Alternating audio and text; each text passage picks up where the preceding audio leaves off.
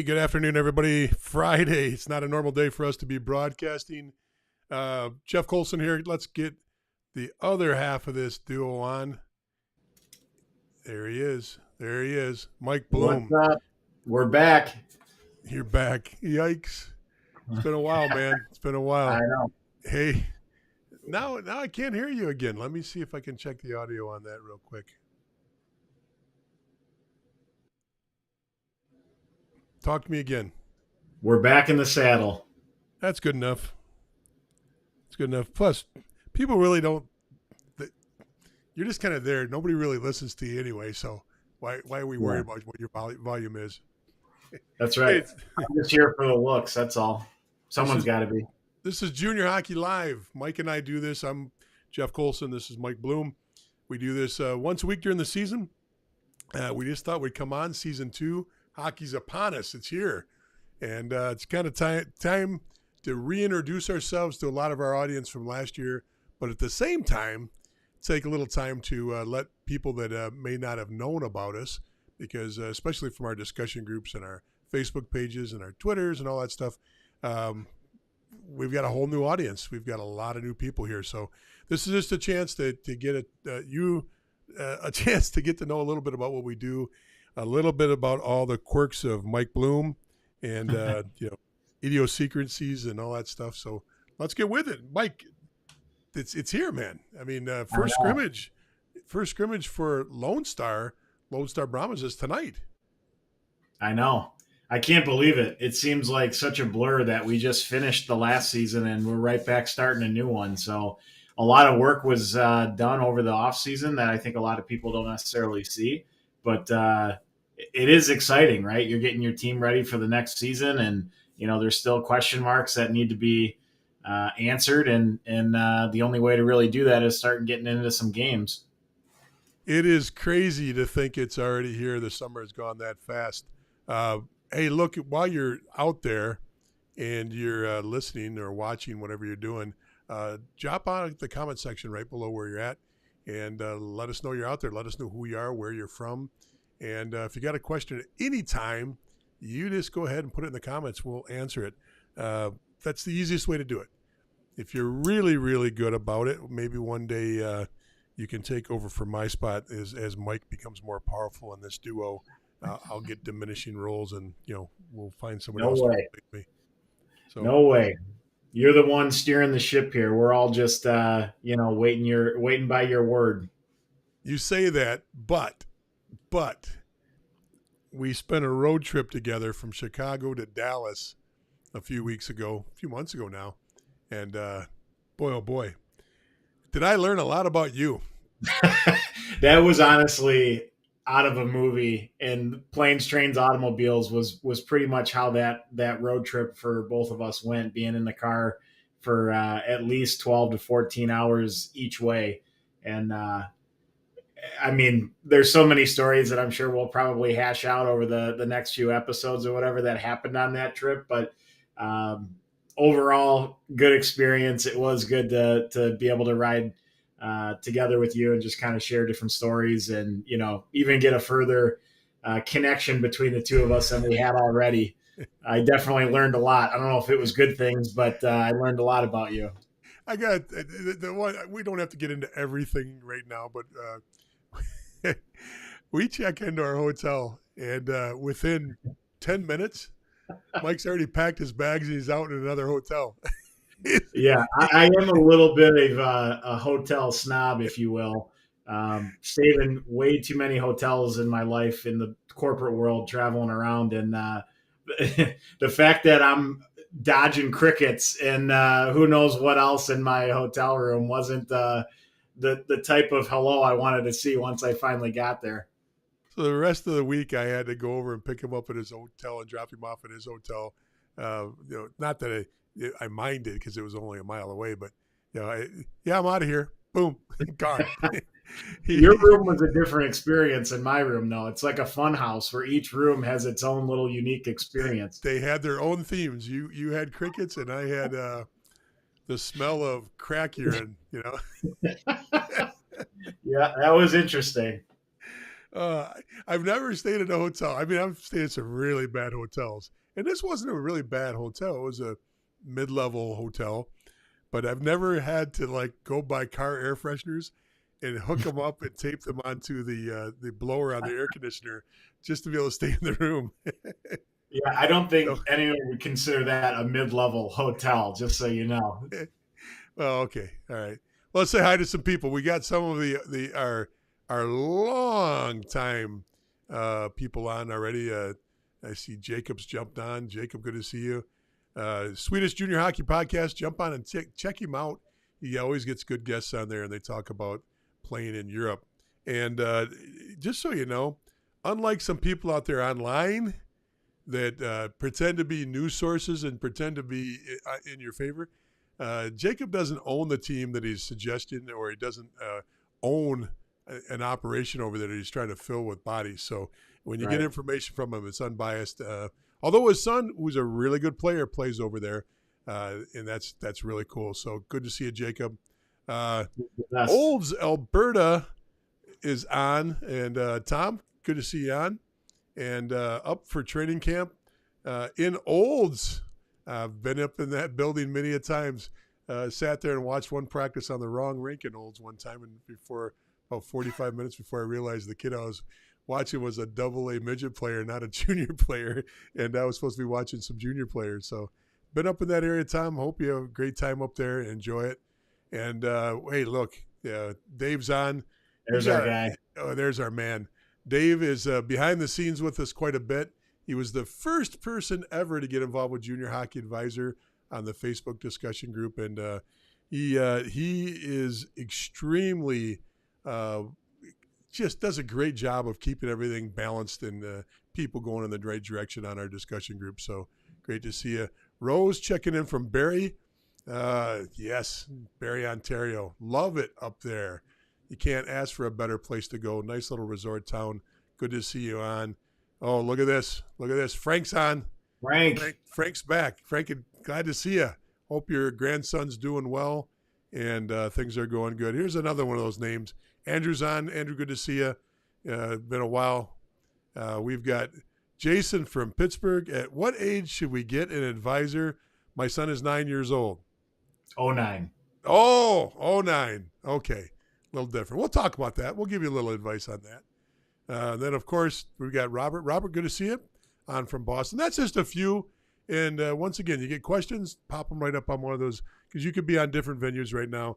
You go to the comments, they should all fire back. And if they don't, you can always go over to click on the Restream button that's on whatever screen you're watching. It should have some instructions from Restream to help you out on that. So, all right, where do you want to start? I mean, there's so many different things, but you want to start about what's happened since our last episode until now and just the different things that we've been working on, or do you want to start just previewing the next season? What angle do you want to take? We'll do a whole preview show on what the leagues are looking like and what teams are looking like. I think the biggest thing that's changed, in my opinion, and we didn't pre-screen this or pre-produce this, so I might steal your thunder on this, but I think the biggest thing that's changed is Division I adding a third coach. And we talked about this casually yesterday. Division I adding a third coach, Mike, that changes the game because, there's a lot of people out there scooping up coaches for their Division I team. And now that's turned around and has trickled down into the USHL and the North American Hockey League and into Division III hockey. We've got people we know that have gotten great promotions here in the last few weeks, all because of this change and this movement. So what do you think about that? Yeah, I mean, it's great to see all the different new opportunities that have been created from that. You see a lot of people, and it's almost, at one point, it was almost daily. You'd see a different coach getting a different opportunity. Now it's probably more every couple weeks because they're pretty much prepping for next year. So a lot of those things have already been taken care of. But just the fact there was a lot of USHL guys that moved up to D1. There's been a lot of Null guys that have moved up to the USHL now. So it's just exciting to see that there's just more opportunity on the coaching side that has now been created just by the NCAA kind of allowing some of these programs to have that third coach that they bring in, or in some cases the fourth coach, depending on the program. That's really good to see. And a lot of guys that we know from within the industry, when we see them getting promoted, the nice part is it's the right ones. People are really starting to identify who the up and comers are, and they're starting to make a name for themselves in the junior world, and it's now transcending them all the way into the college world. So again, all real positive stuff. Obviously on the side of the coaching and the different opportunities that have come up from there. But I think the kids are going to benefit a lot by just having more of the communication with another additional coach, breaking down film, getting into power play, PK, all of that stuff is a little bit easier to have, done, because there's more hands on deck for these programs to have these conversations. So, and again, when you're on the bench, in some cases, when you're watching on TV, you'll only see two coaches behind the bench, sometimes maybe three, and it's more of like a trainer or an equipment guy that's there with them. Now you're going to see more people behind the bench, which is going to mean more conversations with the players. And it's going to be better for so many different reasons. Well, the other thing about that is that you're going to see that a lot of schools were using that volunteer coach. And right. So you see it listed on the Division I team's volunteer coach. And, there's ways that volunteer coaches make money. There's camps and clinics that they do in the off season that they could, share that revenue with the volunteer coach.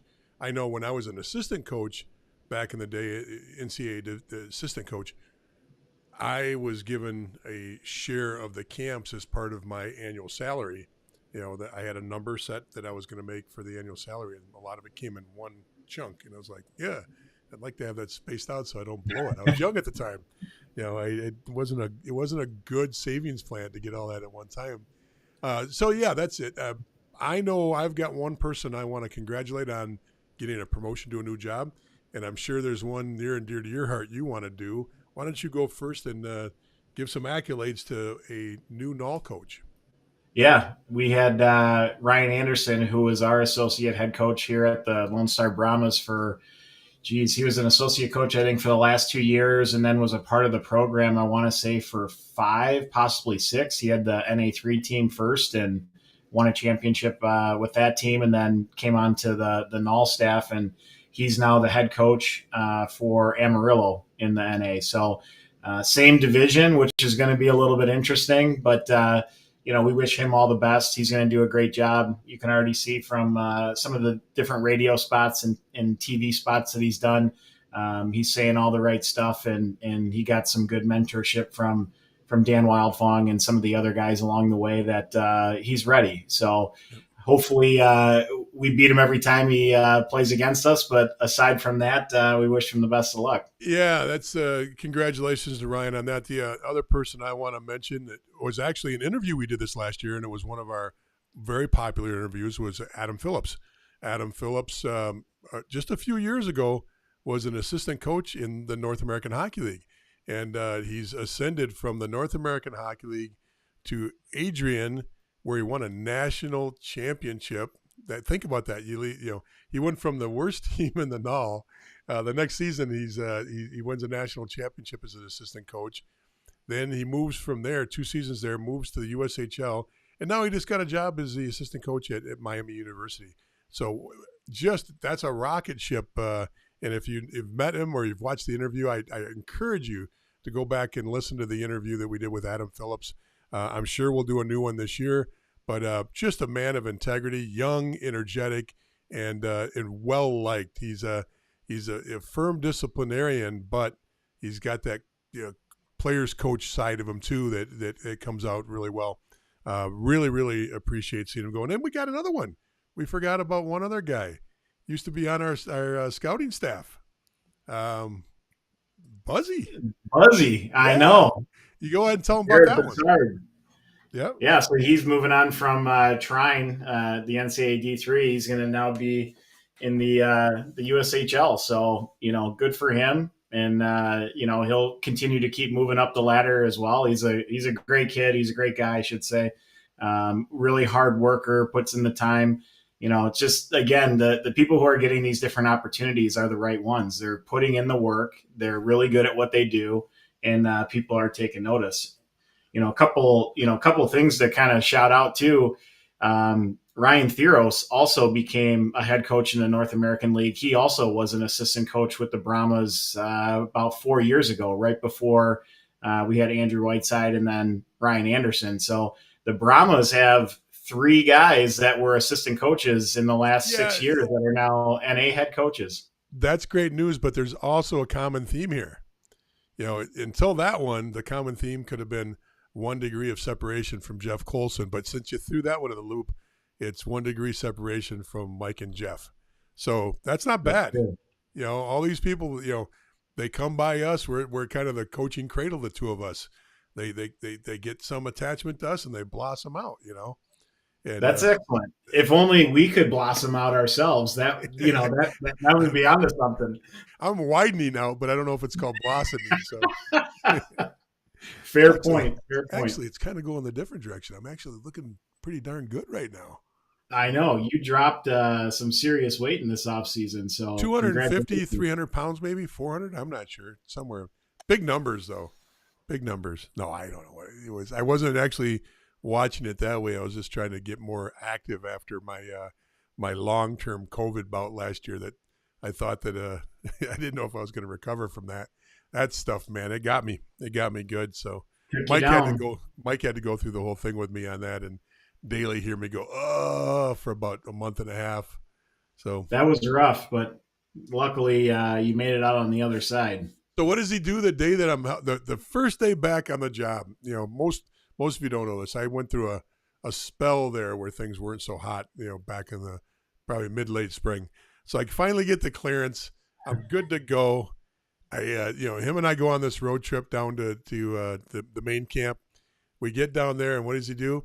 He puts me on a golf course. It's 110 degrees for 18 holes. Okay, I kid you not. I had tunnel vision after about the 9th hole. I had no idea where I was at. I was walking around like a blind man with a cane with my golf club trying to figure out where I was at. That's the kind of friend I've got here. One of the dumbest things we've ever done. Honestly, that's up there with one of the dumbest things. It's 115 degrees out there, and we're golfing. And you're from upstate New York. I'm from Chicago. We hadn't even seen the sun yet, and yet we're coming down to Dallas and going golfing 18. I mean, I just remember going to each hole that had the little water jug or not the jug, but you're putting the water in the little cup or whatever, and I'm pouring it over my head because I'm trying to get warm or trying to get out from underneath the sun and get cooled off. And it was, again, that whole trip was ridiculous. The only thing that kept me going on that trip, though, was your Rodney Dangerfield belt from when he was in that golf movie. What was the name of the movie? Caddyshack. What's that? Caddyshack. Yeah, Caddyshack. He shows up looking like freaking Rodney Dangerfield. That was awesome. Grosse Pointe belt. If you're from Michigan, you know what I'm talking about there. That's right. Hey, let's get back on topic. So Jacob throws up an interesting question, or wants us to take a direction here, and I think it's something we can talk about pretty easy. Let me just see if I can get on and throw his question up there. It would be interesting to hear your perspective and timeline of when USHL starts cutting players and the trickle-down effect happens to the null. That is an incredibly astute question from an intellectual hockey mind. So I'm glad to jump in on that one. And Mike, you can jump in too. How about you start? Give us your idea of what you think. Of just the trickle down that'll happen between now and probably the next, 2 months or so. Should I read the question? Yeah, I didn't get to see the whole thing before you wiped it down. Oh my goodness. This is the way it's going to go right off the bat, man. You got all the eyes and the ears behind the scenes. I can't see it unless you show it. So I put it on the screen for you. Yeah. I mean, my perspective of it is, there's going to be probably, a handful of kids that'll trickle down, whether they end up in the North American League or they end up in the BC or one of the other leagues. That still remains to be seen, but it is a little bit of like a rat race. As soon as you get wind of some of the players that are currently competing for spots in the USHL that may not have spots when their rosters are finalized and whatnot. I mean, all the NOL teams are trying to get these players. They're trying to get them onto their rosters and things like that. So, it's not as easy as it probably seems. As just these kids are going to just fall down into the North American League. There's so many options for them, and in some cases, the area of the country comes into play. The program itself, as far as how successful the program is on either moving guys back up into the USHL or into college hockey and things like that comes into play. And then also they're getting, a lot of these kids have advisors. So their advisors have different relationships with other programs or other leagues. So, all of these rosters are not quite going to be settled until about October. And then from October on, you pretty much have your roster. So my perspective is that if there is any players that do end up coming down, I hope we can get a few, but I don't know that we will. That's the whole competition of the whole thing. So yeah, I agree with everything you're saying, Mike, on that. And your perspective is really good on that. The biggest thing to know about this is, many of these players went up from a NOL team that are going to come back. So, right. You got a large percentage of the players, and we're not talking about huge numbers here. There'll be there'll be trimming of rosters at the USHL level. Some guys that get trimmed will go BC. Some guys will go NOL. That's the two primary choices that players have. And it's the BC guys that'll go back if they're a U.S. player that came to the USHL. Those guys sometimes come to the NOL, but if they got an opportunity to go back to the BC, they'll go back there. The NOL guys tend to come back to the NOL, and that's why this all kind of comes together into that magical thing called the draft. And you'll see that NOL teams draft some wacky picks. Sometimes you go, why would they pick that kid? Look, he's had 2 years in the USHL, or he just had a good year in the USHL. Well, he may have had a good year in the USHL, but he is an overager. And that overage, if he doesn't grab that overage spot on the team, which there's limited spots for overage players. Was it 4 or 5, Mike? I forget what that number is now. But so each team's limited to those overage spots. So he could have had a great year, but if he wasn't ready, maybe his Division I team committed to him for the year after. So sometimes you'll see this. Sometimes you'll see those kids go on and redshirt to their college team. They'll just leave early and go back or go to their college and enroll and start going to school. That happens. Or they'll go to the NOL team that drafted them. If they're undrafted, that's where you get the frenzy behind the scenes of, oh, so-and-so is available, so-and-so is available. Or their family advisor starts getting on the horn and starting leaning on teams to try to find the right home. And that happens extremely quick because the player wants to go to where he can be a contender, where he can play, where he's got a strong team and he's got a chance of winning a championship. The other factor that comes into this, though, because this is, like Mike said, this is complex sometimes. You've got the college that he's got a commitment to, if he's got a commitment, and they start pressuring the family advisor and the USHL team to help get him on the team they want him on. So this is sometimes where the player wants to go left, the advisor wants him to go right, and the college team that he's got a commitment to wants him to go down the middle of the road. So even though there might be a great team out there, we might not get a shot because they're all going in different directions. So does that kind of make sense? Did I explain that right, Mike? Yeah, and then the other scenario that we haven't talked about is, most of the time, the kids that don't end up making it right away are the ones that were drafted as U15s in the futures draft, like the phase 1 draft. So in many cases, those kids will go back and play their U16 AAA year, right. Which then allows some of the older guys to stick up into that lineup. Those guys won't come back, they won't trickle down into the NOL or some of the other junior leagues at that age level. Not the younger guys. The USHL is younger. So, yeah. But if they're really good and they're more talented, they could stick, which then pushes maybe an older guy off the roster. So, a lot still has to be sorted out, on the different USHL teams and on, do we take a younger kid that is going to push an older kid out, or is it better to keep the older kid and then just send the younger guy back to AAA for another year? So all that comes into play, but you're exactly right. A lot of the guys that might, get trickled down already have their rights by a different team. So that's just whether or not they want to go to that program or seek another league to play in. But the free agent guys that don't have any protection in the NA, that's like a rat race to try to get those guys. And I know I didn't experience it last year, but in the years past, I've seen USHL guys that come down to the Null, and they'll go to a team and they'll skate for 2 or 3 days. Then they'll literally go to another team and they'll skate for 2 or 3 days, and they won't sign first. They'll try to find a comfortable fit.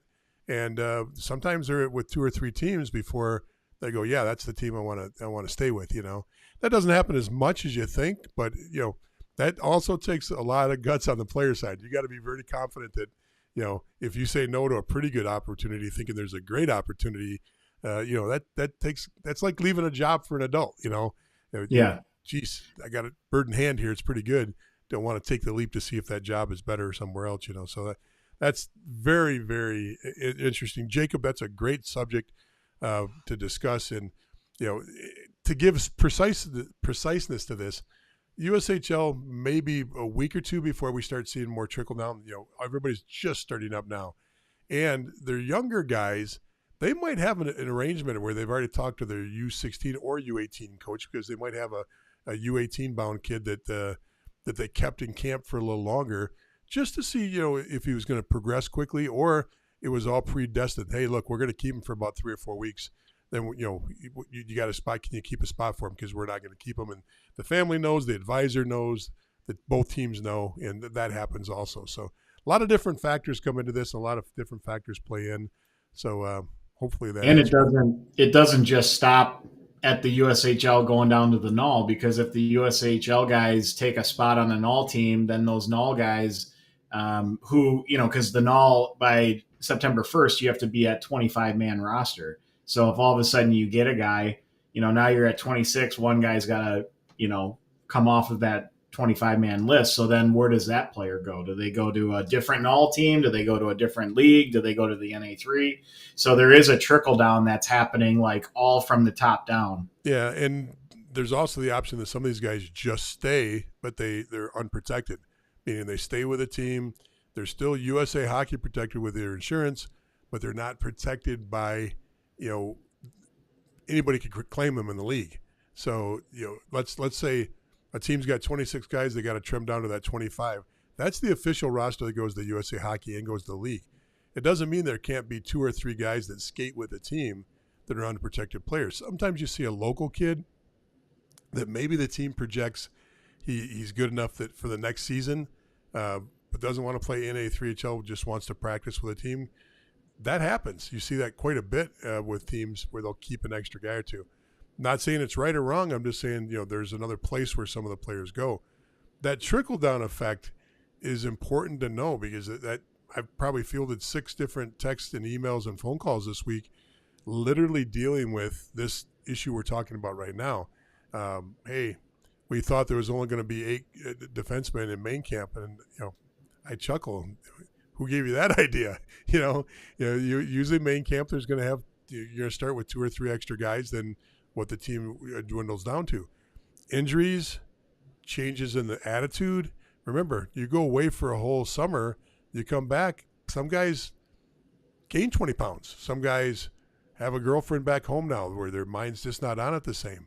Some guys put no effort into getting in shape for camp, and it's a liability to keep them around.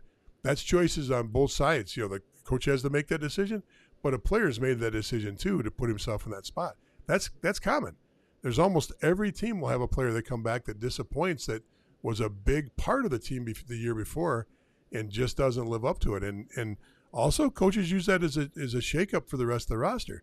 If there's that guy that made an extreme change in his mental and physical ability, by cutting him, it kind of sets the tone for the rest of the team. So that will happen, and you will see that. That's not saying that, that happens with every team and it happens every year, but it does happen enough that this is not U18 where you can come in and work your way for, where I can say a lot of the good teams in Tier 1 Elite, HPHL, the Beast teams, AYHL teams, coaches literally take the attitude, hey, we'll play our way into the year. First 5-10 games. Mike, you might even do this with your team. I don't know the answer, but where you're not as concerned with the first 5 or 10 games or the first 5 or 10 weeks of the season. You're kind of preparing for the long run. Not in the null, man. No. For game 1, they're already playing. It's not quite playoff ready, but they're playing for every single point because making the playoffs is extremely important. A lot of the coaches' bonuses are based on making the playoffs. So that makes sense? Yeah. Yep. I'll add 2 more points. The one point is the biggest event almost every year is the NA Showcase, which has, NHL guys climbing the stands and watching games, and all the D1, D3 schools, all these scouts from all over the place. That happens right away at the beginning of the year. Yeah, so hang on one second there. Back up, because the one thing we got complaints on is you and I talking in leagues, hockey slang. The NA tournament you're talking about, showcase you're talking about, is the North American Hockey League. That's the league that we're talking about right now. It's their main showcase that kicks off the year in Blaine, Minnesota. And every team comes up, and every team plays 3 or 4. I think 4. 4 games, and they play it in a condensed period of time. Maybe 5 days, they play 4 games. So it's extremely tough on junior hockey players. Forget about your youth days when you get to juniors. You play back-to-back games, it takes ice bags and ice bags for the rest of the weekend to get over that. When you're playing 4 games in 5 days, you're bringing a defibrillator on the bus to get back to your hometown after that. It is a beat down on your body. But these teams come in tight. Sorry, Mike, I wanted to make sure we clarified what that event was. Yeah. So my point to that is that because those 4 games or whatever it is that weekend has every D1 school in the building, an NHL team, and all these different high level, people that are watching you, you can't just ease into the season. You got to perform right away, not only as a team, because these coaches want to perform well in front of those higher level people, because that might lead to other opportunities for them. But in many cases for the players, this is where they make an impression that's going to lead to possibly the different commitment opportunities that they're going to have, and people that are going to want to continue to watch them throughout the year. So it's not like, hey, let's just play everybody and we'll put some guys on the power play and some in this role, and let's just roll with it for a couple weeks to a month to see where everybody slots. You got to be dialed in right away, because that's a missed opportunity if you're not. And most of these coaches know that, so they're going to put that onto their players to, be focused right away and have their systems as well as they can in a short period of time to know what they're doing. Because if they don't, that is a missed opportunity for both the program and the player. I don't have the dates, but do you have the dates of the event in front of you? Yeah, I think it's September 15th might be when everybody comes in. I forget if that 15th is a Tuesday or a Wednesday, but I think all the games start on that Wednesday, and they go like Wednesday through Saturday usually for the and then there's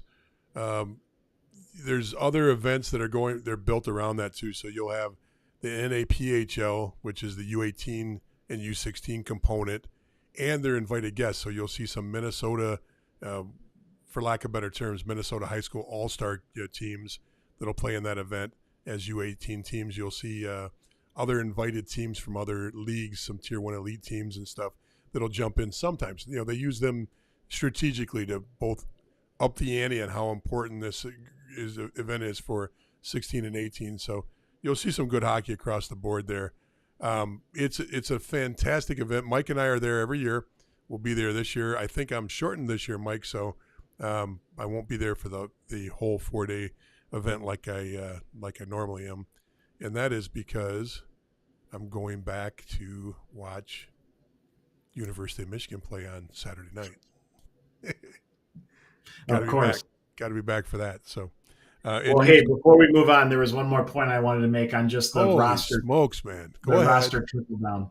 It's important because when people get to junior hockey, this is their first taste of it being more like a business. Because when you're playing youth hockey and you're playing U16, U18, once you have your tryout, and you make the team, everybody kind of has like this is my team. I'm going to play on this team and I'm going to have a role on this team and I'll work myself up or down. When you get to juniors, it's like you go to main camp, you end up going to training camp and everyone's like, oh, I made it to training camp. And then you're like, well, training camp has a cut down. And then finally you make it out of training camp and you're still on the team. There's no like, oh, I finally made it, because then you're working towards, I got to be one of the 25. And then once you get on the team, let's back that up a little bit, Mike, because you said some things that are pretty important there. Guys get out of main camp, and main camp can be a hell week too. You get drafted, you get tendered, means nothing when you get to main camp. Doesn't mean a thing, because it got you in the door.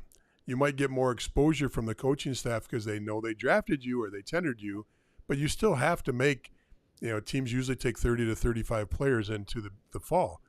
But here's the thing, and this is a couple people asked me about this week. They said they were bringing 4 goalies in from main camp, and they did, but the 5th goalie showed up. That's business, okay? They never said we're only going to bring 4 in. Most likely, I wasn't there for the conversation. They only said that we'd have AD, or we only expected AD because that's what came out of the main camp. We brought AD from main camp. But there's 10 here at the beginning of the season. That's the way things work, folks. You're gonna be battling that, not only like Mike said in juniors, but you get to college. Hey, I got a Division I commitment. Oh my gosh, it doesn't include any money. Guess what? That's the way the world works. You got to work your way into that money many, many times. You get on a team as a freshman, you've got partial scholarships or no scholarships, and they expect you to work your way on to the point where your junior, senior year, you're on full scholarship or a majority scholarship. Some guys play the whole time with no money, but that's the whole thing. You make it to the pro level. Guess what? Unless you're in the NHL, you're getting paid $400 a week, and you got to work your way up from there. You're at that point in juniors where now it's the mentality has got to be like a profession versus it just being, I play hockey. You've got to wake up in the morning. It's a 9-to-5 job, and your thought process has to be on what I'm doing to improve myself mentally and physically to get to the next level. So, Mike, that's an excellent point. Yeah, because, people get the sense, even when September 1st rolls around and they set their roster at 25, that, I made it. Finally, I can take my foot off the gas a little bit, even if it's just mentally take my foot off the gas. But that's not the case, because we're just talking about the trickle down that's going to happen from the USHL. There might be one guy, there might be no guys, there might be 5 guys. Like, who knows? But either way, then that 25-man roster has to get adjusted, and it might be you, So You can never feel like you're completely safe. I'm sure half the roster does because they already kind of have an idea of where they're at. But, theoretically, nobody's necessarily safe. It's not like, okay, this is our team and we're moving forward, because at any point, someone could be in college right now and think like, I'm not playing, I'm going to come back down. Like, there's so many scenarios, not like that's, common, but it does happen. Happens every year, though. It might not be common, but it happens every year. Exactly. Multiple players do come back from Division I and Division III. Okay, let's say hi to a couple people here. Holy smokes, Matt Maxfield's back on. Good to see you. Actually, a Michigan connection there, if I'm not mistaken. Oh, yeah. Upper Michigan, not right. UP, but Upper Michigan. So somebody said hi from Michigan, but did it off their Facebook, whatever Facebook platform they're using.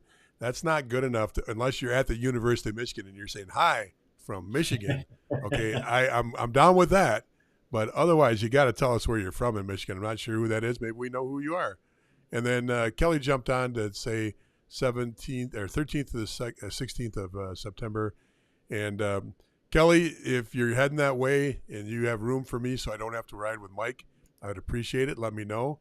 And I can drive a little bit too. And not well. I'll tell you that right now, folks. Not well. I just don't go fast. You don't like the fact that I don't drive 90 on somebody's bumper like you do, Chicago guy. Holy smokes, man. Let's tell the audience how it really is. They see you talking all the time. You talk with your hands when you're driving, which means we're probably hitting the rumble strips on the sides of the lanes, probably, I would say, every 4 minutes. And then the other thing is you get going into a story and let's say it's 70 is the speed limit. I'll look down and we're doing 62. And then 45 and then back to 62. I know, Yes. I know. Yes. I get enough of that from my family on my Oh my God. driving prowess. And sometimes I get talking to the story so good that I miss an exit or I miss a turn. Yes. Got to go around a little bit. So, all right. So we got another question I wanted to get to that I said that we'd jump to. I got to go back and find it. Thank you for everybody that's popping on and saying hi. We're glad to see all of you back and some new faces too. And once again, if you haven't liked and subscribed to our junior hockey live on YouTube, go ahead and do that. If you're not a part of our junior hockey advisor Facebook page, our discussion group, jump on there and make sure you become a member there too. We're going to talk about that in a second. We're not gonna jump onto that one yet. So Jason from Pittsburgh, at what age should we get an advisor? My son is not 9 years old. He's in 09. Okay. So in 09, what does that put him at, Mike? 14? Bantam Major. Bantam Major. Okay. Do people have family advisors at Bantam Major? Of course they do. So here's the thing. There's so many different levels of this, and we've got tons and tons and tons of information on advisors. The reason we started doing this show and we started doing these broadcasts in the junior hockey discussion group and the junior hockey advisor page is because we put a lot of content on there to help with this. There is no right answer to this. There's players that will go on all the way into the NHL that never get an advisor. Rightfully so. Kind of everybody knows, and are helping and guiding them. They get a lot of help and guidance from college coaches and from pro coaches and from U18 coaches. So they don't really need an advisor. The rest of us, it all depends on the level of exposure from your team, how much effort your U16 and U18 coaches put into promoting players. Some are really, really good coaches, but don't put any effort into marketing their players. They figure that's their job. Other coaches, some coaches get really, really irritated when you bring an advisor in. So if I was playing on a high potent team, I would, if I'm playing in the HPHL for one of the top two teams, or I'm playing in Tier 1 Elite for one of the big powerhouse Detroit teams, I'd make sure I had a good relationship with my coach and communicated with him first and talked it through with him before I went out and got an advisor, because a lot of those guys are busting their butts for you, and they figure if you're getting an advisor, you're going to get steered differently, or the work they're putting in with all these college coaches they're talking to or junior coaches is going to go to waste. So they get irritated. You got to be careful on that. You might be losing your best opportunity to move up to another level because the guy gives up on you. Doesn't give up on you as a coach on the ice, but gives up on promoting you because he's like, hey, you're going to get an advisor, and that advisor is going to call me up and tell me everything he knows about the game. I can tell you, at the U18 level and U16 level, advisors are not looked upon the same way they are in other parts of the world, and by the majority. It's not 50-50. It's probably 60-40, 70-30, where advisors become an irritant to U18, U16 coaches, and they'll come right out there and tell you that. So part of this whole thing is reviewing what you have, analyzing, taking that, the big picture of your situation. Am I on a competitive team? Do I have a coach that's really busting his butt for me? You can knock off those questions, and if there's no's in there, then it's pretty obvious that you could use some help, and it's fine to do that. The other question is, how much time do you want to put into this yourself? If you have the ability to do a lot of these things that an advisor does, emails, making contacts, going to showcases, playing on spring teams, a lot of this is what family advisors do for you. You can do all that stuff yourself. Now, does the phone get answered by, dad calling up to talk to, the coach at Johnstown, the Johnstown Tomahawks and all coach? Probably not. Okay. But as we've talked about many, many times, if you want to be a is it DIY, do it yourself? Yeah. DIY. Yeah. If you want to be a DIY guy, you can do that, or mom. Keep in mind though, you're going to be sending out emails and they're going to get less response than most advisors. Okay, when I say most advisors, there is not 100% response rate from junior and college coaches for advisors either. There is advisors that will never get the phone picked up from the University of Michigan because of the level of either the quality or the fact that those guys don't respond to every advisor just because you call yourself an advisor. There's a lot of people that have worked for years to build up that reputation to talk to Division I coaches, to talk to NAL coaches and USHL coaches. So there is no right answer to this. Mike, fill in the blanks on what I missed, or give your perspective on this too. Well, I would just say from an age perspective, unless you're a USHL caliber player, that you kind of have a sense that that's the direction that he's in right now as a Bantam major. Getting into his U15 year is probably when, again, if you're at that level, maybe checking out a couple advisors just to kind of see what they're able to do and what the consensus is on your player from their perspective, and maybe have a chance to connect with some different teams and things like that.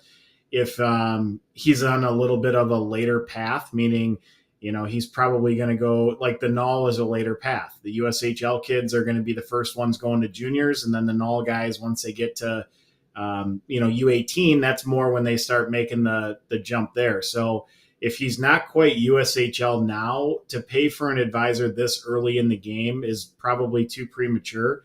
You can probably save yourself some money. And then to Jeff's point, if you do have a program that you play for where the coaches do move a lot of these different players on, if you look at the birth years ahead of where your son's at, if there was, 2 or 3 08s that went, 2 or 3 07s that went to different places, well, then those coaches are doing a good job of trying to connect those dots for those families and get their players opportunities. So then it's just having the conversation with the program and those coaches about your son to get their sense of where he's at and whatnot, and what they're thinking they might be able to do and who might be interested.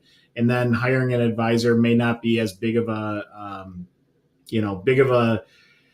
it won't be something that you would need to do if you're in that environment. Until you're not in that environment, or you coaching change happens and you're not getting the type of representation that you think you should, and then you can look into it. But there's other people in other areas of the country where maybe they're not getting that, and having an advisor or somebody working on your behalf, makes a lot of sense. And then I would spend my Bantam major year just trying to research these different advisors and find the right one for you, and again, of where your player's ability might be. And that's when getting into midgets, it becomes a little bit more of a conversation on actually joining on with them. Being a Bantam, it's way too early. There's not any opportunities that they're going to help bridge that gap for until you become a midget. Yeah, I agree. And I think that I would say this: if I was on a really strong powerhouse team, that there's going to be 1, 2, 3 kids that are getting D1 attention at 16 and 18, and you can see that they're getting that everybody on the team knows. It's no secret. If you got Johnny on the first line, he's got 50 goals in 30 games, and every game he's talking to Northeastern, he's talking to Providence. Michigan's standing outside the locker room to talk to him. And I'm a second line guy, and I'm pretty darn good. That might be a time where I'd step in and get an advisor to help, get me out of the fog. Because sometimes what happens is the head coach of that U18 team is spending so much time trying to get those guys placed that he doesn't worry about second and third line guys or second or third best players on the team until that top guy's done.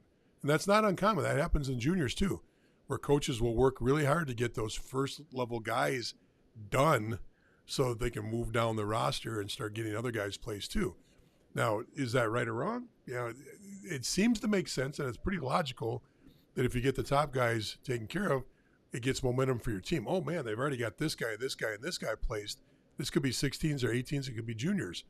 But what you have to make sure you understand, though, is if those guys aren't placed yet, but they're just talking to teams for their junior or for their college level, what that does to you is they need to be placed before your U18 or your U16 or your junior coach spends more time focusing on you. So if you don't feel like that first 2 or 3 months a year you're getting the love, sometimes that is the time to step in and get an advisor. Now, once again, I would never, ever recommend anybody get an advisor without making sure that they've kind of triangulated this. Talk to some veterans, maybe your last year coach, obviously your current coach. If you're using a skill guy, talk to him about it too, because usually those guys are plugged into what's going on in the market. Your power skating instructor, your skill instructor. If you play for one of these strong spring teams, these showcase teams, maybe talk to that coach too. Get a little idea. Triangulate all this information and make sure you're making a good move. I can tell you the last thing I want to say about this, Mike, and I'm sure you got something else to say, but remember, advisors can backfire on you too. You think you're doing a good job behind it because honestly, at Bantam level, Bantam minor, Bantam major, 90% of the advisors that are hired out of vanity of the player and the parents. And I'm going to say that again. 90% of the advisors hired at that level are hired out of vanity. Oh, everybody else on the team's got one. I've got to have one too. Got to have the nice stick. Got to have the nice skates. You obviously have to have that advisor too. Now, you can get talked into by advisors because a lot of these guys that are advisors, they don't care how many guys they bring on. They don't care what level you play at. They're going to take your check, okay? The biggest thing you'll find when you hire these guys is they don't return your call, okay? And that hurts. That hurts a lot. I'll give you a personal story, and Mike knows this story very well. We had an advisor that went rogue on us, that personally in our family, and started telling people, basically what he did is he had a couple teams that had a few of his players on there, and he started calling the shots, trying to tell the coach what he should be doing with his power play and what he should be doing with players. That immediately turned ugly. Trades were made because of that. So you got to be real careful on making sure the integrity is there on the advisor, that the communication is there, and then you're working this from all angles. That's all I got to say, Mike. It's your show. I mean, you're 100% right with a lot of these different scenarios you played out. I would just say at the level that he's at now, as an 09 being a Bantam major, spend more of your time researching advisors if you're in an environment where you think you need that. And if you're not, that's great. You don't have to pay for it. You don't have to go down that route because your program, your coaches, like everybody that you're ahead to play for, is going to help connect those dots for you. But again, I think the biggest thing is understanding the level of your player, because everybody thinks that, they're going to play D1 or my player wants to play, Division I hockey. At some point you have to kind of understand though what level you're at and what's the next available opportunity that he can get to that would be an increase from where he's currently at. And then do you need an advisor to get there, or do you have enough of the connections and network to help make that work? And then just go step by step through that process. Yep. And sometimes there's the other side of this. You get the advisor involved because you get too many offers and you get too many opportunities and you're trying to sort out and you're trying to figure out which direction to go and get out of the fog. And that's not a bad situation to get an advisor involved with. But anyway, lots of that. Jason, I hope that helped. I hope we answered the question a little bit there and it made life easier for you. So let's go on and see what else we can answer real quick here. Following the BCHL and seems like many new verbal commitments for all teams, many Americans and 16 and 17-year-olds from other provinces. Are you noticing more American players than usual? No, not yet. Remember the BCHL is still in this. They're in this flux, man. It's different. That league was very consistent for well over a decade, 15, 20 years, and everybody kind of knew exactly what you were getting in that league. Their detachment from Hockey Canada and from the CJHL. I think they're still part of Hockey Canada. Take that back. From the CJHL. When they moved away from the Canadian Junior Hockey League, which once again, the Canadian Junior Hockey League is kind of the umbrella that all the Junior A teams play under. So you got Major Junior, you got 3 leagues there. All the other leagues that are Junior A are playing in the CJHL, except the BCHL. They pulled out. Now, there's a lot of reasons why they pulled out. Most of the reasons they think they made a good move. I'm not behind the scenes with you. There, in our discussion group, there's a few leaders of the BCHL in there. Sometimes they'll pipe in. Sometimes they're on our broadcast and they'll pipe in too. I can tell you this: it hasn't had the same change. I'm predicting right now there'll be less Americans in the league this year than everybody expected. They made the rule change about imports this year. We'll cover that in a future broadcast about the import change in the BCHL and what effect that's having. That's gonna be one of our main topics on a upcoming show here. Can't get through it all right now, but I don't know. More players from the other provinces. That's one of the reasons why they broke out of the CJHL. So you're going to see that the 16 and 17-year-olds. You're going to see the prep kids from the United States go up there. It's a popular place for the one and dones to go. 1 year in the BCHL, right to a Division I school. You'll see that quite a bit. So, Mike, anything else you want to add to that? Well, I think they did break away from Hockey Canada along with the CJHL because that was kind of the big turmoil that Hockey Canada was pissed about. But honestly, I haven't seen. And the other thing is this year might not be common for the years ahead because it just happened, and then they did take. Wenatchee is basically moving into the WHL, so that's one program that's out, and they kind of. And that team was almost all Americans every year. So those kids are now on all the other BCHL teams because they're not going to the WHL. So they were basically like, they didn't do a draft to get those different players' rights. Those players could just sign with whoever within the league. But, that kind of is filling the roster with available players that have that talent. Now that the amount of teams are set, next year when we get into this time, I guess we can see if there's more Americans that go in. But what I've noticed this offseason has been more Euros, I think, that have gone into the BCHL. Because they've opened the door there. That wasn't a door that was open before, so that's going to change things quite a bit. All right, let's take one more. We're kind of getting off of the, we tend to want to talk about coaches, teams, and players on this, and we keep our other broadcast, which is the Junior Hockey Advisor broadcast. Which we'll set the dates for those. We'll put all that information out. We're kind of doing a little bit of both tonight, just to kind of give you an idea and a feel of who we are. And, you have to make a choice if you really want to listen to anything we say in the first place. So, but this is kind of a combination.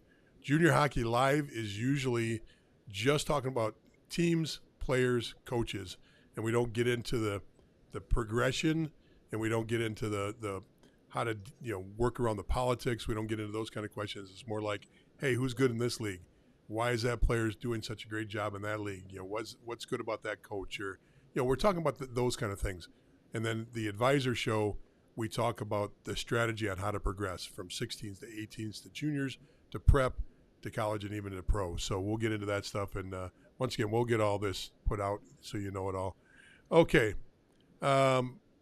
Let's say Shane's on here. It says 2003 years, so corrupt, broken promises up to OHL, but perhaps that's how it is. Son got burned out and bailed. We're plus something and plus COVID. Yeah, Shane, I understand what you're saying. It's but hey, I hear what you're saying, but I hear that said by a lot of different years. And COVID changed everything. 2000, 2001, 2002s, 2003s, all felt the effect. Probably the brunt of it hit with the 2000s because it happened midstream in their last year. And so a lot of guys that were on track to get into Division I teams, that super senior thing came in where they were able to keep players for another year. So those 2000s that were all ready to walk in the door, a lot of the doors got shut. They just literally got ghosted by a lot of Division I teams. And that probably happened to, I would say 40 to 50 guys in the NOL that were expected to be Division I players ended up playing Division III. And that trickle-down effect. All those Division III teams, now they've got the influx of 2, 3, 4 guys because when you're a D1 level guy, they get shut out the door. You're not going to the bottom of the D3 levels. You're going to the top teams. And we all know those. Those are the Wisconsin Stephen Points, Wisconsin River Falls. That's the Adrians of the world. That's the Geneseos. That's and I'm missing the NESCAC schools. You got some great programs out there in the Uticas. These programs all gained 3 or 4 players that they didn't expect to have, which pushed guys down off of their teams too. So where did they go? Well, if the school had an ACHA team, they got pushed there. So I understand burnout happens, and burnout happened to a lot of players during that process and that time. So I get it. I don't think it's just a OHL issue. I think it's a hockey issue from COVID in general, and put a lot of pressure on players, and things didn't work out for a lot of people in a lot of situations. It affected my family. I know it's with the program that we're involved with Mike and I know it affected players there. So I feel for you. But it don't feel like it's just you or your son. I think it happened to quite a few players. So, all right, Mike, you know what else we got to talk about? What's that? We hit 10,000, man. We hit 10,000 people on our discussion group. And we have a winner. That's a big number. That is a big number because it seems like it goes in just if you look at the graph on it from the day we started this, and we've been around for a few years now, we're still the baby on the block, but we've already passed everybody else. And that's what's amazing about this is there's people that have been doing this for 10 plus years with their Facebook discussion groups and with their Twitters and with their YouTubes. We've just blown all those numbers out of the water, and we keep getting bigger. I think it's purely on intellectual prowess from one of the on-air personalities and good looks, and I won't say which one of us, but that's my feeling. But it could be more. It could be that we give good, unbiased information. It could be that we actually give a shit about this and know what we're talking about. I don't know, but I like the intellectual. I think that's why they come on. They just want to see somebody that's fairly good looking and wants to talk about hockey. What do you think? Was fairly in all caps? No, I think when you look at the other outlets that do similar things, I think in many cases they go for more shock value than actual real content and information. And I think one of the things we do a good job of, even though we both work in the null, so when it comes to like information, we have a lot more about the league and different things that are going on. We try to do our best to get the information from other leagues, and this stuff is always changing, and it's not only changing from year to year, but it's changing within the year in many cases with a lot of this stuff. So we try to do our best to use our own network to get a lot of that information. So when we do get on these different podcasts, we can share value. And the nice part is with this particular Junior Hockey Live podcast, we talk about, like you said earlier, what's happening within these different junior leagues. Right now, we're still in the off season, so there's not a whole lot to talk about other than just recapping what happened between when our last episode was and now. But when we get into the advisor, podcast, and it's coming to giving people advice on, the scenarios that are particular to them and their player and different things like that, we can't just give our opinions. We have to have fact-based, information that we can share, because we're helping guide you. And you don't want to guide somebody down the wrong path just because you have an opinion of one particular route or path or things like that. So, I think you do a really nice job of showing the information live on those different podcasts. You'll go to Elite Prospects and show people how to find the information themselves. And again, it takes the opinion out of it. It's showing you the exact things that are happening. And I think people love that. Yeah, that's a very important point. I'm actually trying to look up our contest winner because I wanted to mention Mary. I don't want to even try to pronounce your last name because I'm going to make sure I got it spelled right here. But Mary A is one of our members of the group, and Mary actually won the closest to the right date of when we broke through 10,000. And even though we mentioned Mary in a quick, brief online little blurb on the discussion group, we'll give her her fair due, and we'll put something up that announces what prize she won. She does get a prize with that. It's going to be an email gift certificate, and that comes soon. And so, Mary, great job on that, and thank you so much. Getting back to the one thing we pride ourselves here on is we don't take shots, negative shots. We don't try to kick people when they're down. We don't try to attack the other people. But we will tell you this. the name of where all of our members are, where you are, for the most part, is under Junior Hockey Advisor. But we're not advisors, okay? We advise on junior hockey. We advise on college hockey. We talk about all these things, but we're not advisors. And what I mean by that is a lot of places that are saying they're news sources are really advisors that are using the news source to draw in potential clients. We're not trying to sell you anything here. We don't. We stay unbiased. We don't let people try to sell product on our site. We don't let people try to lure you in. I know it happens from time to time. We try to control that as much as we can, and we're pretty honest. If you want to, consult with us for an hour, you can pick up the phone and talk to either one of us. We do charge for that, but we're not out there soliciting that and trying to shove it down your throat. That's not why we do this. That's just one of the things on the side that we do because that's the business we're in. So hopefully that helps a little bit understand what we do. And Mike, what else you got before we get out of here?